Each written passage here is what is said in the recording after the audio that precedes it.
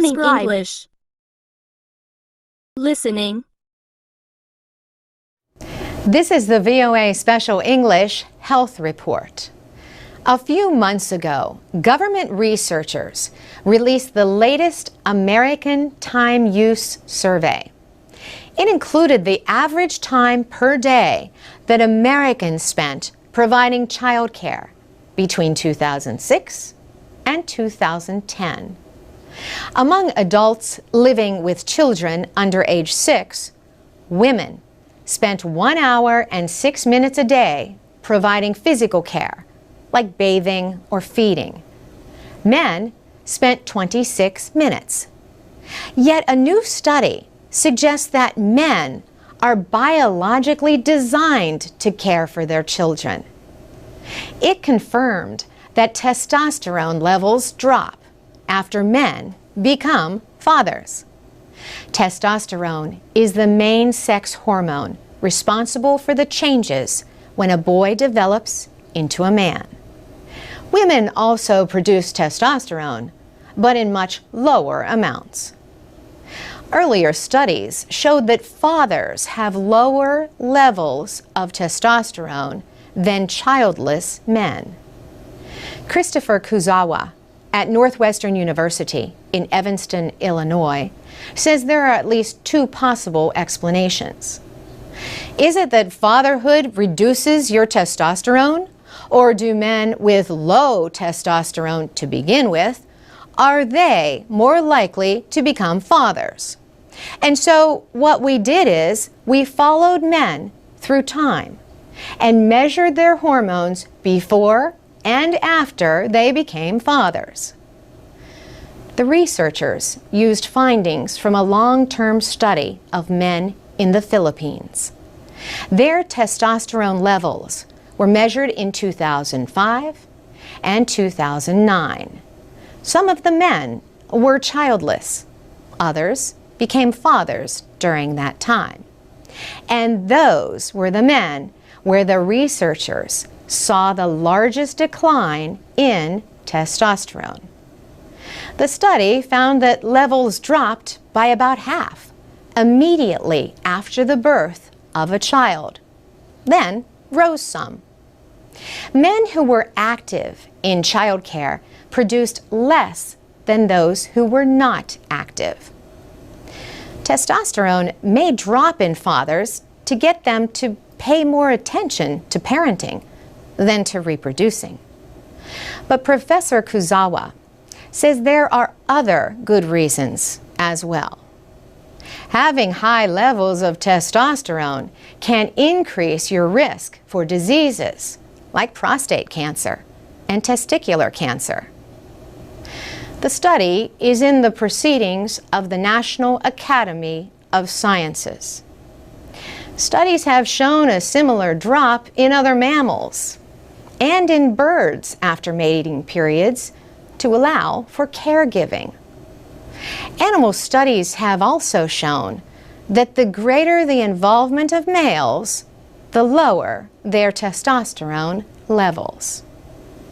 We asked Thomas McDade, another author of the study, if levels also drop in men who adopt children.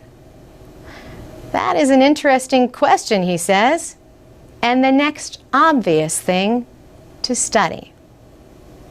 For VOA Special English, I'm Carolyn Presutti.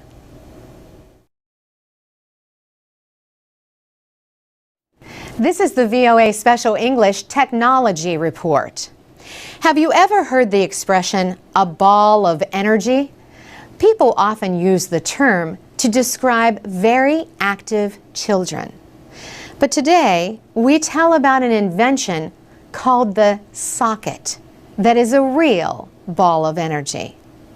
A woman who developed the socket calls it a cutting-edge portable generator in the form of a soccer ball. Julia Silverman developed the socket with Jessica Matthews as part of a group project for an engineering class at Harvard University. To better understand what a socket is, you first need to understand how it works. When you play with a ball, a lot of energy is transferred or moves to the ball. Julia Silverman says the socket captures this energy before it is lost or breaks up into the environment. Her invention attempts to capture the energy and then store it for future use. The socket collects and stores this energy with every kick, hit, or throw of the ball. Julia Silverman says users can connect small electrical devices, like a light, directly into the ball. For every 15 minutes of gameplay, the socket can provide enough electricity to power an LED lamp for up to 3 hours. The ball can store up to 24 hours worth of power. The International Energy Association reported last year that nearly 1.5 billion people do not have access to electricity. Most of them live in India, other Asian nations, and in Africa, south of the Sahara. Julia Silverman and Jessica Matthews both had experience in developing countries before they began the project. They knew that power shortages are a serious problem in many areas. Julia Silverman says there is an energy crisis in the world. She notes that 1 in every 5 people does not have any electricity. And there are health issues because those with no electricity may use devices like kerosene lamps, which can produce a lot of smoke. Ms. Silverman says the socket is one small solution to a big problem. Jessica Matthews and Julia Silverman have started a nonprofit organization called Uncharted Play. They hope their socket ball will shine more light on the problem of power shortages. It offers people a chance to put their energy into the world's most popular sport and get some energy in return. And that's the VOA Special English Technology Report. For VOA Special English, I'm Carolyn Presutti. This is the VOA Special English Health Report. How many calories we eat appears to be more important than what we eat when we eat too much. That was the finding of a new study that should be satisfying to anyone who counts calories for weight control. More than 1 billion adults are overweight. The World Health Organization calls obesity a global epidemic. Government researchers have just reported their latest estimates for the United States. The good news, obesity rates have not increased much in recent years. The bad news, they have not decreased either. More than 1/3 of adults were obese in 2009 and 2010. Anyone who has ever tried to lose weight knows there are all kinds of conflicting diet plans. Some tell people not to eat carbohydrates. Others say not to eat fats. Still others say to eat more protein or to eat less protein. Dr. George Bray at the Pennington Biomedical Research Center in Louisiana led the new study. He wanted to know if protein affects weight gain. 25 healthy adults were in the study. They were overfed by almost 1,000 calories a day over an 8-week period. Calories in food are a measure of energy. The people followed diets with low, normal, or high levels of protein. Normal was defined as 15% of energy from protein. Dr. Bray says all of them gained weight. Fat storage was exactly the same with all three levels of protein. It was the calories that they ate that affected the body fat that they stored. Those who ate a higher percentage of protein gained more lean body mass. Dr. Bray says the opposite happened on a low-protein diet. If your protein intake's low, you'll actually lose body mass even though you're eating an excess amount of calories. He tells his patients to weigh themselves regularly so they can know quickly if they gain weight. His study appeared in the Journal of the American Medical Association. Dr. Dariush Mozaffarian at the Harvard School of Public Health studies the relationship between diet and conditions like heart disease and diabetes. He says, we don't need to go down a list of avoid this, avoid that, become, food police. It's really actually mostly foods that should be increased. It's fruits, vegetables, whole grains, fish, vegetable oils, and nuts. He says increasing these 6 foods by about 1 serving each day would reduce obesity and help slow the epidemic of obesity-related diseases. For VOA Special English, I'm Alex Villarreal. You can find a video about the study at voaspecialenglish.com. From VOA Learning English, welcome to the Economics Report in Special English. China has been struggling to deal with record levels of smog over Beijing. Recently, officials in several Chinese cities announced plans to trade carbon credits as a way to reduce air pollution. For many years, China considered economic growth more important than the environment.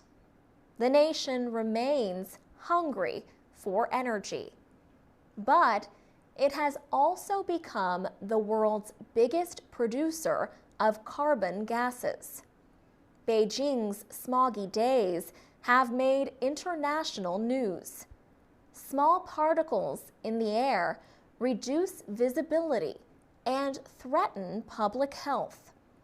Smog has been a concern in the city for years, but a sharp rise in pollution levels in January led to sharp criticism from many Chinese. Pollution from coal-burning power centers and factories is a big part of the problem. Now, officials hope to control industrial air pollution by creating systems to trade carbon credits. The trading systems, or platforms, would enable companies to receive credits for lowering greenhouse gas emissions. The credits can then be traded. The goal of these market-based platforms is to get businesses to invest in clean technology. Markets for carbon credits are expected to open this year in 7 cities, including Beijing, Shanghai, and Tianjin. Officials say the government has decided to start with pilot programs because carbon trading is something new. China wants to launch a national carbon trading program by 2016. Still, public pressure continues building on the government to find an answer to thick air pollution. Wu Changhua is with the Climate Group. She says the Chinese people are looking at more than jobs. They want a better environment, too. For VOA Learning English, I'm Alex Villarreal.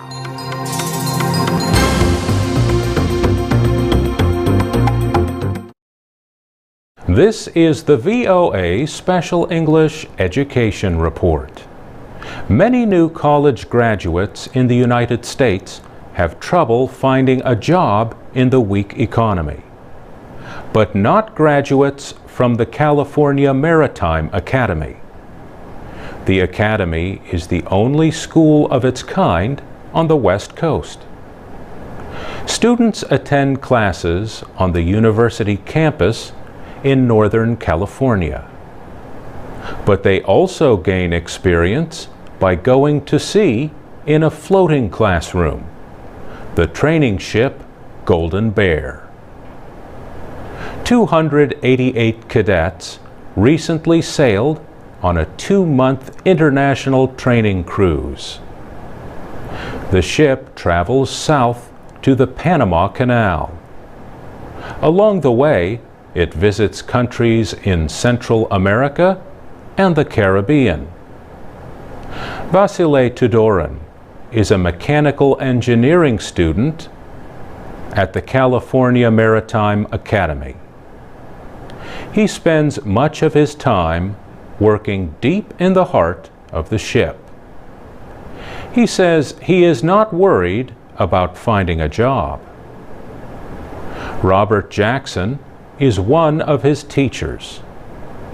He says the majority of the Academy's students have between 1 and 2 job offers before they complete their studies. He says most of those job offers are between $60,000 and $120,000 a year. In addition to working on ships, he says, engineering graduates from the Academy also get jobs with power companies and satellite companies. Instructor Bill Schmidt says the situation for marine transportation students is not as bright as it was before the economic downturn, but it is recovering. He says most Academy graduates are employed in the industry if they want to be. He also says the coursework is demanding because ship's officers are almost like doctors or airplane pilots. He says people working in the shipping industry have to make the right decision all the time. He says a success rate of 70% is unacceptable. The California Maritime Academy has a 94% job placement rate. Still, only about 900 students are currently studying there. Cadet Andrew DeTucci says the Academy is different from a traditional college. It is a paramilitary school, and the students must wear uniforms. Andrew DeTucci is majoring in marine transportation.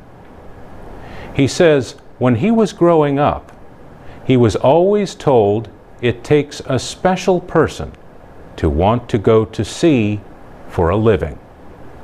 In his words, my favorite thing about it is waking up every morning and seeing nothing but the ocean on all sides of you. I get a thrill out of that. For VOA Special English, I'm Mario Ritter.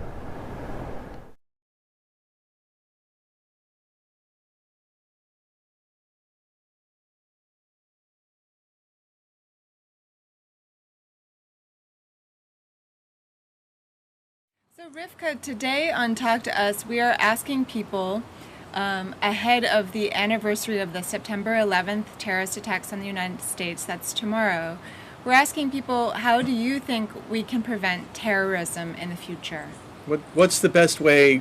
In any country, obviously Indonesia has had terrorist attacks, and what do you think is the best way to prevent terrorism?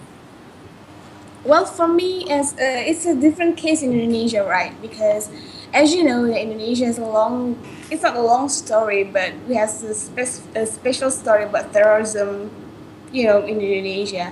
for me, as learning from my country, it's the best to approach. I think it's the best approach is from education, because most of the terrorism network, they usually recruit the young people who are usually like poor and undereducated, and they recruit them and they make like promises for wealth and a better living by becoming one of the member. So for me, education is the best approach, especially for young people. And so if they're promising a better way of living in addition to education, and I'd like to know what kind of education you think, it also sounds like young people might need more jobs, for example. Yes, exactly. So for me, like education, as far as I know, maybe the best like formal education in schools. The school should teach them how to, make a better life, like giving moral like life lessons and how to be. I'm not saying like how to be a good person, but giving them what should I say, like something that can carry in their life, something that they can hold on to, something without to live without being, to involve in any extreme actions. I believe that terrorism started as a revenge, as there were military operation over there and a number of other issues, and I feel sorry for them because I feel I am involved in such kind of issues, as I'm one of the Pakistani who is supporting army, and army is there fighting against militants. In fact, militants want something improvement in their area, or Islamic societies there, or whatever their requirements are. We need to discuss them. So when you say you feel like terrorism is revenge carried out by which side? The militants? Or Yeah, I believe that by the militants. But why, if we can get to the root of why you think they are carrying out the revenge, how would you prevent that revenge from taking place at all? Well, as you said, the revenge is always a reaction. First, you have to stop action for that. What do you think they're reacting to? Well, I believe that it is because of military involvement in the FATA and all the border areas where our military is operating currently. Plus, as we were supporting US in Afghanistan, and that was the major issue.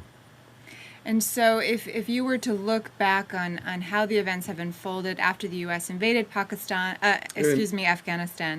and then militants started using Pakistan as a base to attack Afghanistan, and then the Pakistani army started fighting against the militants. Yeah. What would you suggest as an alternative to the current conflict that's happening in your country, on both the military side and the militant side? Well, we need to clarify that as we see that militants on their side, they think that they are fighting for Pakistan, and military of course is fighting for Pakistan as well. So why they are killing each other if they both are fighting for Pakistan, for the peoples of Pakistan? They need to sit together, they need to talk to each other, that what is the solution. Then what do you think is the solution in terms of how do you get the two sides to come together, or to realize that perhaps they share common ground, as you just described? Yeah. Well, I see that the basic roots were again in Afghanistan, as army was supporting USA over there, and as we Muslims consider that USA is against Muslims, and Afghanistan as it was being led by Muslims. So we consider that the Pakistan army shouldn't fight against Afghanis or with the USA over there, and this will be the first thing. But I don't consider that our army will be turning back from the Afghan war, as we have led number of fights there, and we are supporting since long. What do you think is the best way to prevent terrorism? Prevent terrorism? Best way to try means we should search all the time, like our government should, search all the time. Search all the time? Yeah, What search all the time, and we should look like the people in our surroundings. If we have doubt, so like as a public, like we should inform them if we have any doubts or any discussion nearby. so you think that the authorities should search for weapons, for example, or plans for Yeah, terrorism? plants. Yeah, people like surrounding people. If we have suspicious nature people, Would so you encourage more police to be on the streets of the United States, for example? Do you want more cameras?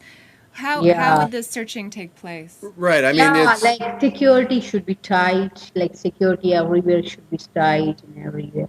Like even though in the streets and the so that would be nice. Like if the security is tight, like camera, some people like the government people.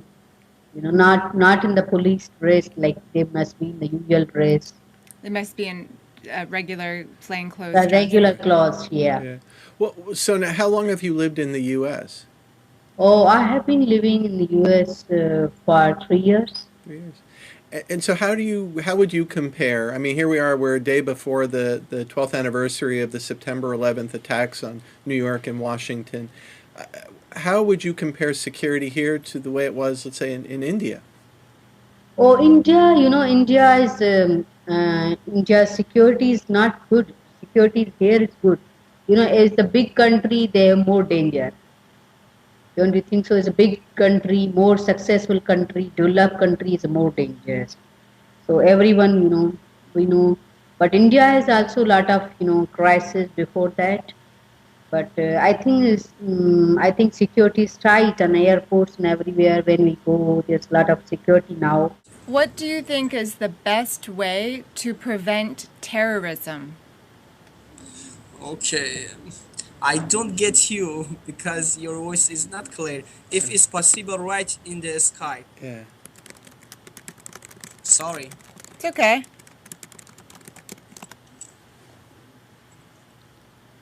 We just wrote. There you go. What is the best way to prevent terrorism? Oh my God, no. We are sure that we are not terrorists because the world like America, okay, told Iran is terrorist, but Iran is not terrorist. I think that when you want to prevent terrorists, you need to inform the people about this phenomenon, and also you need uh, to inform them about the reality of our. I don't You need to inform the know. people I don't speak about the reality of what? reality of religions, especially, Religions? and about why the people religious.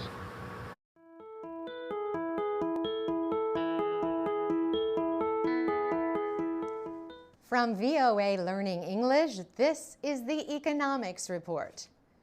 There has been a lot of talk about the debt ceiling in the United States. The debt ceiling is a legal limit on how much the federal government can borrow. Political disputes over that amount have concerned investors in recent weeks.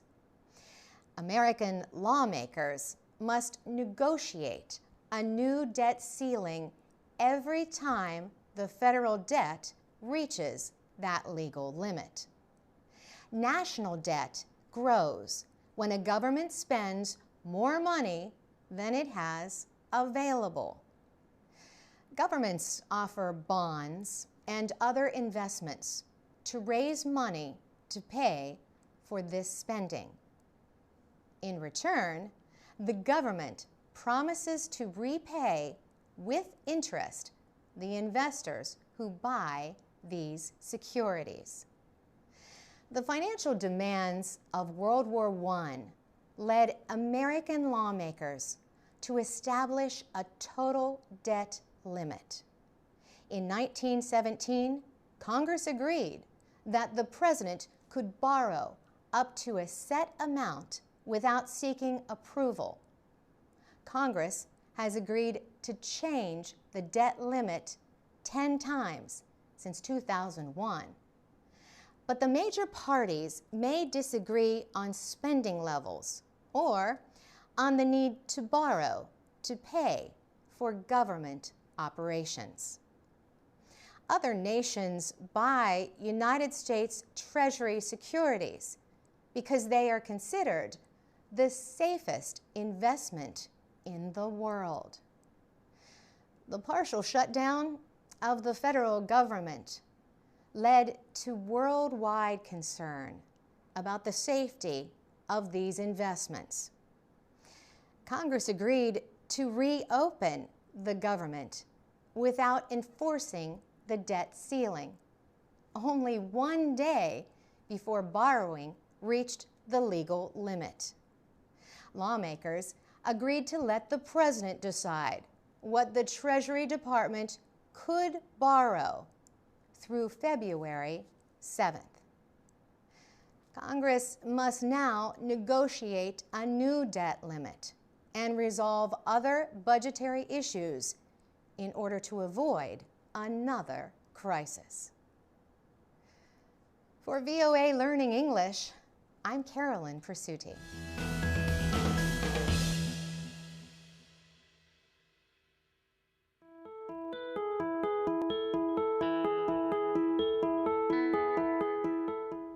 From VOA Learning English, this is the Education Report.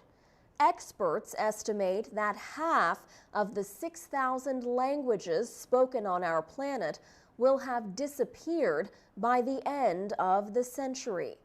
In West Africa, academics are trying to protect the language and rich cultural heritage of Togo. At the University of Lomé, Professor Nbuike Adovi Goiakwe studies video of Gen cultural rituals. The professor is a cultural heritage specialist. He himself is a Gen, one of many ethnic groups in Togo.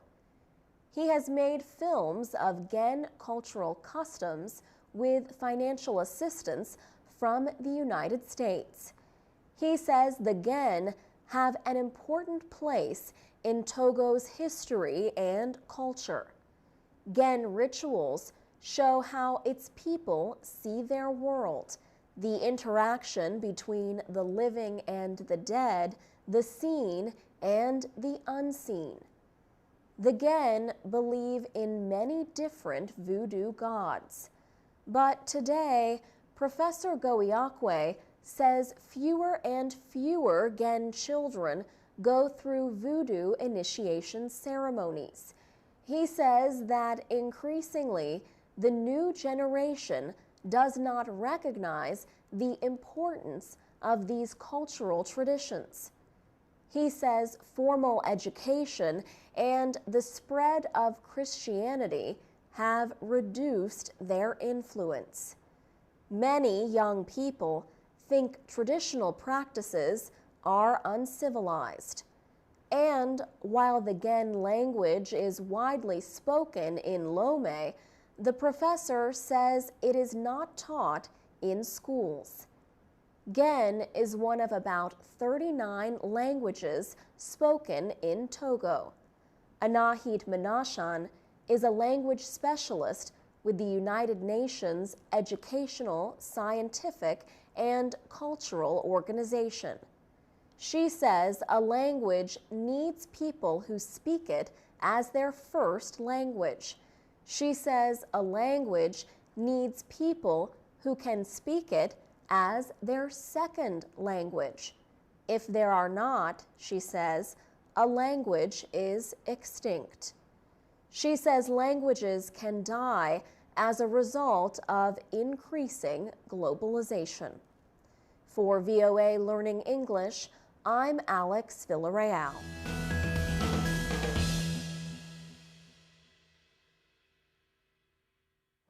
This is the VOA Special English Education Report. The National Park Service in the United States will mark its 100th anniversary in 2016. As it nears its second century, the Park Service plans to increase its educational programs for students and teachers. The plans include transportation support for 100,000 students each year to visit national parks to learn about nature and history. For example, Yellowstone is believed to have been the world's first national park when it was established in 1872. Other students will get a chance to see parks in faraway places through Skype and other online programs. The National Park Service also works with partners to provide education. One of its partners is a nonprofit organization called NatureBridge. NatureBridge is celebrating its 40th anniversary and says 1 million young people have taken part in its programs. The organization works with students from kindergarten through 12th grade and uses national parks as its classrooms. It provides field science programs at Yosemite National Park and 4 other locations in California and the northwestern state of Washington. Now, NatureBridge is launching an East Coast Center with a $4 million grant from Google. The program will begin in April at the Prince William Forest Park in Virginia. Students stay for 3 to 5 days in NatureBridge programs. The activities are aimed at developing their science skills. For example, they learn about different soils and study water quality under a microscope. Jason Morris is Executive Vice President of NatureBridge. He says when they are not sleeping, eating, or in a laboratory, the students spend their time outdoors. Julia Washburn is Associate Director of Education and Interpretation for the National Park Service. She says in a time of budget cuts, the agency has to find ways to still meet its goals. We are not likely to get a lot of money in this current economy. This is about doing different work with the money that we have and redirecting resources into it.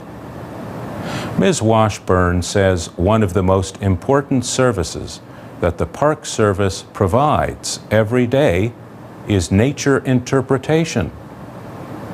She says interpretation is a form of informal education. So park rangers are interpreters. They orient you to the place you are in and help you make connections, emotional and intellectual connections, with the place. For VOA Special English, I'm Mario Ritter.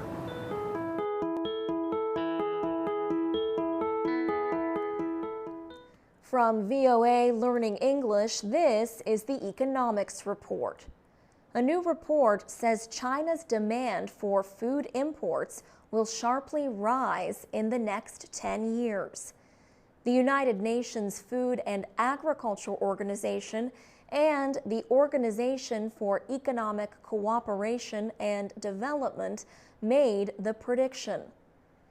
They say China will increase its imports of grains, oilseeds, and meat. Angel Gurria is Secretary General of the OECD. He says China's need for food is growing at a time when world food production is decreasing. Imports to China are expected to grow at a yearly rate of 3% to 1.7 million tons by the year 2022. China's imports of crops used to feed animals, called coarse grains, are expected to double by 2022, and imports of oilseeds are predicted to rise 41%. Angel Gurria says China's economic growth is fueling its hunger for imports. He says the country already has a big effect on world food markets. José Graziano da Silva is the head of the Food and Agriculture Organization. He says reducing the large amount of food that is now wasted would help meet the growing demand for food. The rise in the Chinese demand for food is expected to cause grain and other commodity prices to rise. Businesses are taking new steps because of China's influence on world food trade. Last month, the Chinese meat processing company Shuanghui announced a $7 billion offer for the American pork company Smithfield Foods. China is already the world's biggest importer of milk and soybeans. It is expected to become the world's biggest consumer of pork, passing the European Union within 10 years. The FAO and OECD say that will cause international pork prices to rise. For VOA Learning English, I'm Alex Villarreal.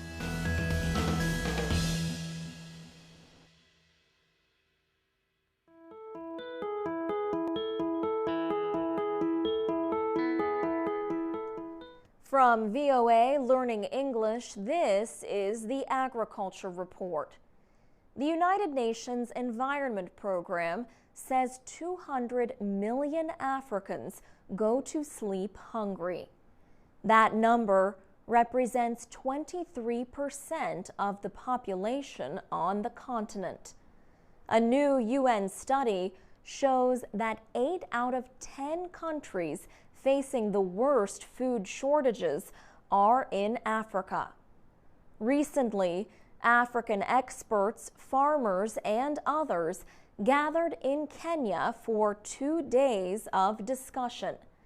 They debated ways to feed the growing human population in Africa and deal with rising temperatures on Earth's surface. The UN's climate change coordinator for Africa, Richard Muneng, was one of the speakers.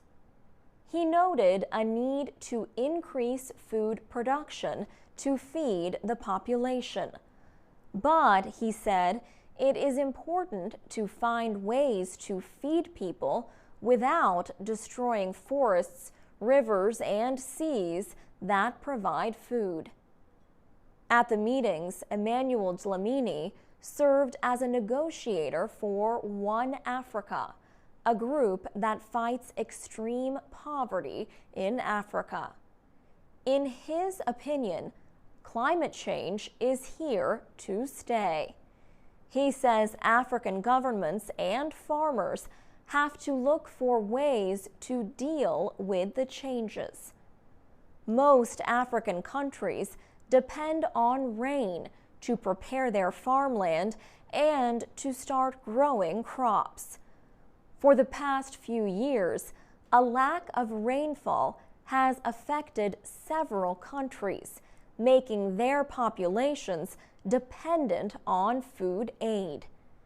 African farmers say that a combination of unpredictable rain and rising temperatures creates an environment for crop diseases that affects production. The conference also heard from a representative of Nestle, one of the world's largest food companies. Nestle Africa's Hans Jor says farmers need assistance from food processing companies and non-governmental organizations. For VOA Learning English, I'm Alex Villarreal.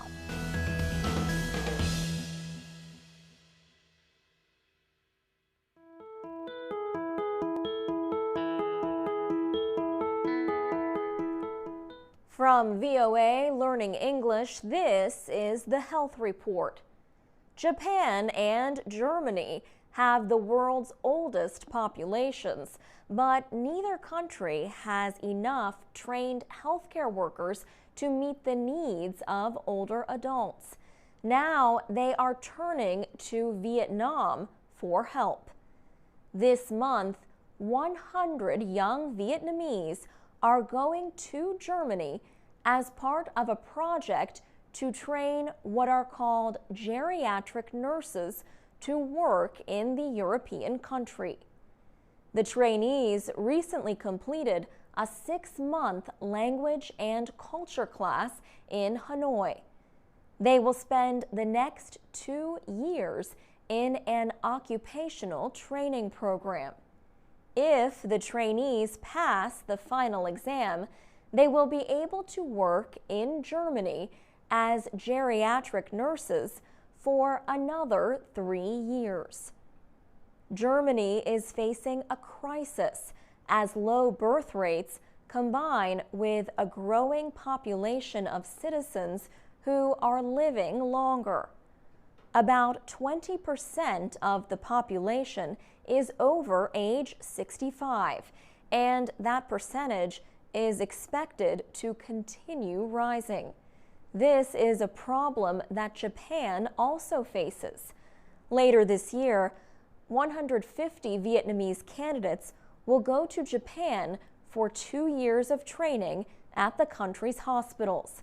After that, they are expected to take the national nursing exam.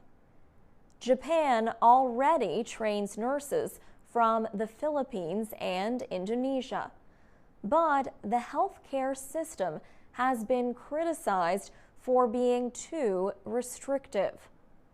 All candidates must take the same exam, but it is very difficult for foreign applicants because few can speak the Japanese language. Many Japanese are opposed to foreigners working in some industries. Critics say foreign labor could lead to higher unemployment. But there is little opposition to foreign nurses. In Vietnam, there are not enough jobs for everyone who wants one. Most children are expected to care for their aging parents when they get old.